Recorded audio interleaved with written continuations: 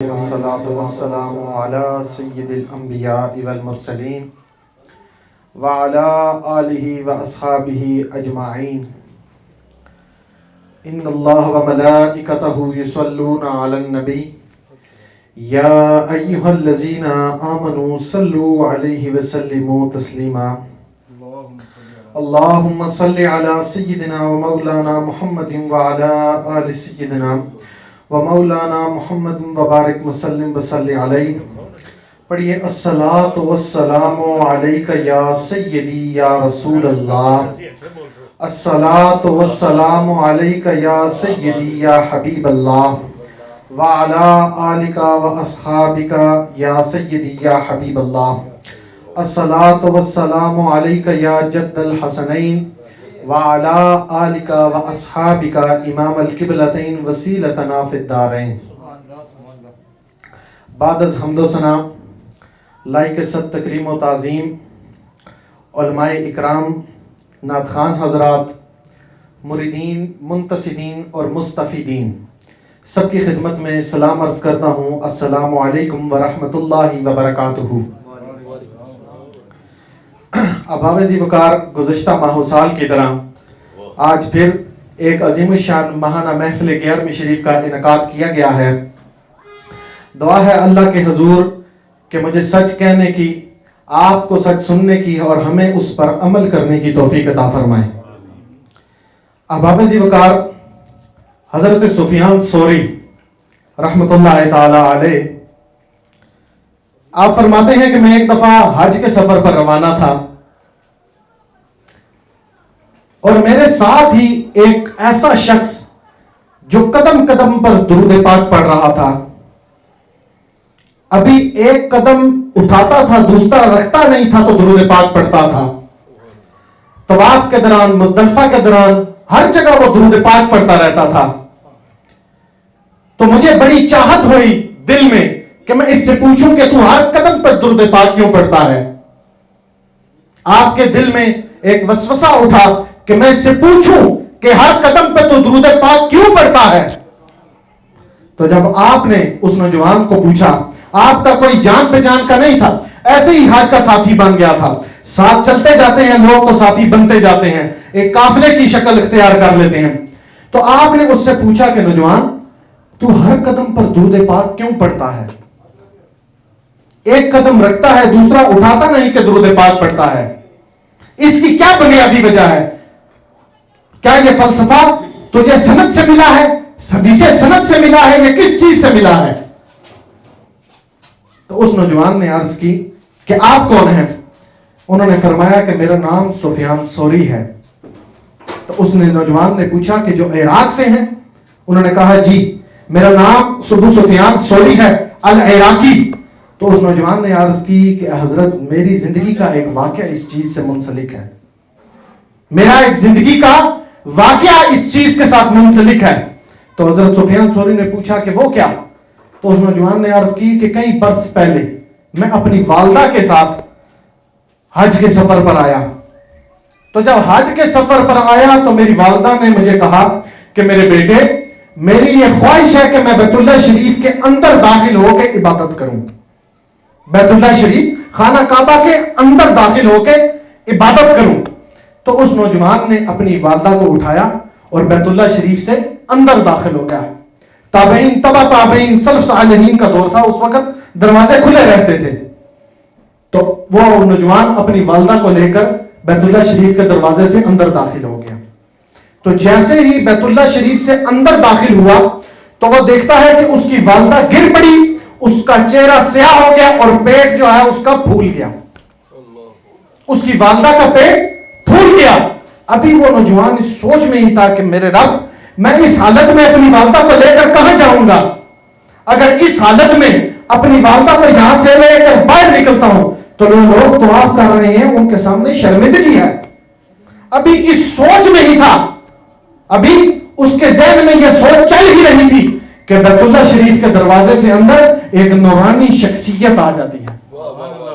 ایک نورانی شخصیت آ جاتی ہے، چہرہ نور سے بھرا ہوا ہے، سفید لباس ہے، اور وہ شخص جو بیت اللہ شریف کے دروازے سے اندر آتے ہیں وہ جیسے ہی آتے ہیں تو اس عورت کے چہرے کی طرف ہاتھ کر کے فرماتے ہیں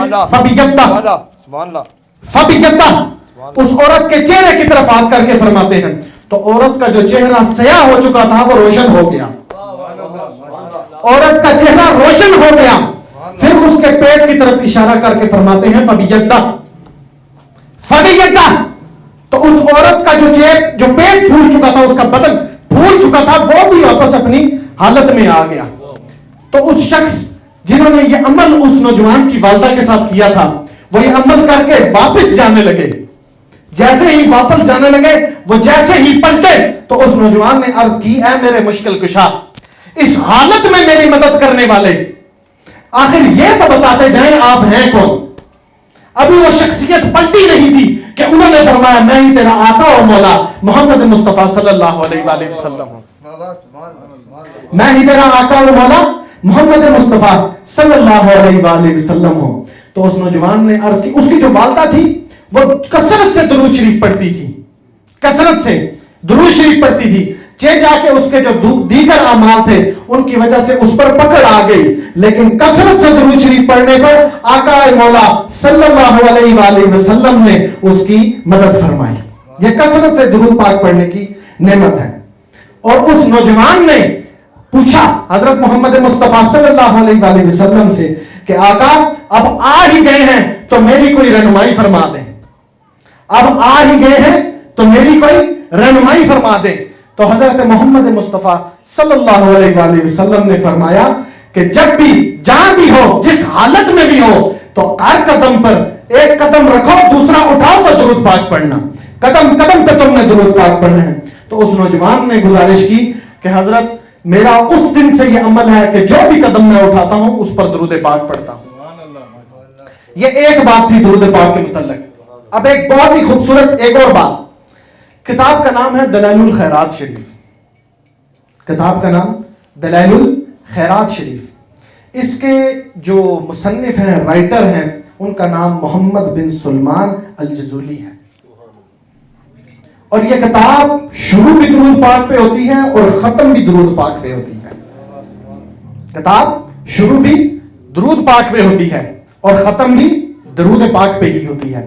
تو کسی نے حضرت محمد بن سلمان الجزولی سے پوچھا کہ حضرت آپ کو کیسے خیال آیا، آپ کو کیسے خیال آیا کہ ایسی کتاب لکھی جائے جو پوری درود پاک پر مشتمل ہو. تو حضرت سلمان فرماتے ہیں کہ اس میں بھی میرے ساتھ ایک زندگی میں ایک واقعہ گزر چکا ہے، اس کے مطابق بھی زندگی میں میرے ساتھ ایک واقعہ گزر چکا ہے. تو فرمایا کہ یا حضرت وہ کیا واقعہ ہے؟ آپ فرماتے ہیں کہ میں ایک دفعہ ایک بستی سے گزر رہا تھا تو غالباً ظہر یا عصر کی نماز کا وقت تھا، میں نے ظہر یا عصر کی نماز پڑھنی تھی. تو ابھی نماز پڑھنی تھی اور اس کے لیے وضو بھی کرنا تھا. تو وضو کے لیے پانی درکار تھا، تو میں نے پانی تلاش کرنا شروع کر دیا. جب میں پانی تلاش کر رہا تھا تو تلاش کرتے کرتے میں ایک کنویں کے پاس پہنچا. پانی تلاش کرتے ہوئے ایک کنویں کے پاس پہنچا. جب کنویں کے پاس پہنچا تو دیکھا وہاں ڈول اور رسی نہیں تھی، وہاں ڈول اور رسی نہیں تھی.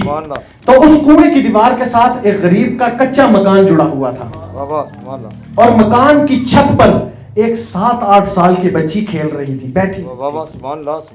اب حضرت محمد بن سلمان الجزولی نے وہاں پانی کے لیے ڈول اور رسی تلاش کرنا شروع کر دی.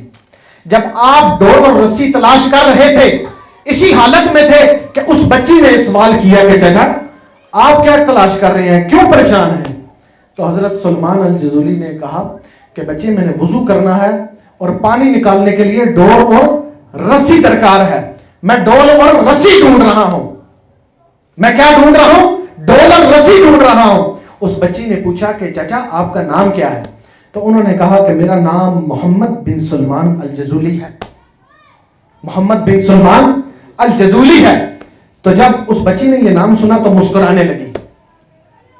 اس نے کہا کہ چچا تیری ولایت کے ڈنکے بستیوں میں بج رہے ہیں، پورا مصر تیری ولایت سے گونج رہا ہے اور پانی نکالنے کے لیے تجھے رسی اور ڈول درکار ہے.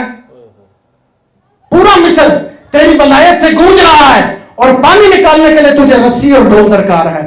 تو اس نے حضرت سلمان نے فرمایا کہ بچے تو میری بات شاید سمجھی نہیں، میں نے وضو کرنا ہے اور وضو کے لیے رسی اور ڈول درکار ہے، وضو کرنے کے لیے پانی نکالنے کے لیے ڈول اور رسی درکار ہے۔ تو اس بچی نے کہا کہ چچا پانی نکالنے کے لیے رسی اور ڈول کی ضرورت نہیں، پانی نکالنے کے لیے رسی اور ڈول کی ضرورت نہیں۔